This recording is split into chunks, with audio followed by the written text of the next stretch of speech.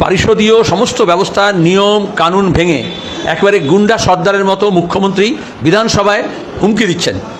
গুন্ডা দমন আইনের নাম করে গুন্ডামি কী করে বাড়ানো যায় এবং সেটা উর্দি পড়া পুলিশকে দিয়েও করানো যায় তারপর তিনি পরীক্ষা দিচ্ছেন। কখনো এরকম নাম ধরে আন্দোলনকারী অংশগ্রহণকারীদের নাম ধরে হুমকি দেওয়া যায়? আমার মনে আছে একসময় রাজীব গান্ধী বলেছিলেন নানি ইয়াদ আ যায়গি, আর উনি এখন বলছেন 3 পুরুষ পর্যন্ত মনে রাখবে এমন শাস্তি নাকি তিনি দেবেন। এই স্বৈরতান্ত্রিক আওয়াজ দিলে হুমকি দিলে বেশি দিন টিকে থাকে না।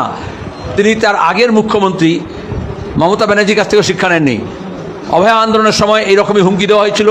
ছাত্র যুব কর্মী যারা মিছিল মিটিং করেছিল, প্রতিবাদ করেছিল, গাড়ি আটকেছিল, তাদেরকে লালবাজারে ডাকা হয়েছিল, 4টি থানায় কেস দেওয়া হয়েছিল। কিন্তু তাতে আন্দোলনকারীরা ভয় পায় না। ভয় পায় তারাই যারা জালিয়াতি করছে। তিনি গুন্ডাদের নিয়ে ভালো মন্দ বেছে নিয়ে বিজেপিতে জয়েন করাচ্ছেন, আর নাহলে বলে দিচ্ছেন কোন ধরনের তৃণমূলে গিয়ে যোগ দেবে। আর তিনি আবার বলছেন তিনি গুন্ডা দমন আইন প্রয়োগ করবেন।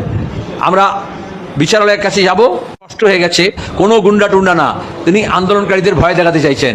কিন্তু যত ভয় দেখাবে মিছিলে তত ভিড় বাড়বে, প্রতিবাদে মুখর মানুষ হবে। ওর কেন্দ্রীয় মন্ত্রীর মোদি যখন এখন মাথা নত করলেন আন্দোলনের সামনে এবং শিক্ষামন্ত্রীকে পদত্যাগ করতে হলো, তাহলে হাতি ঘোড়া গেল তল, মশা বলে কত জল।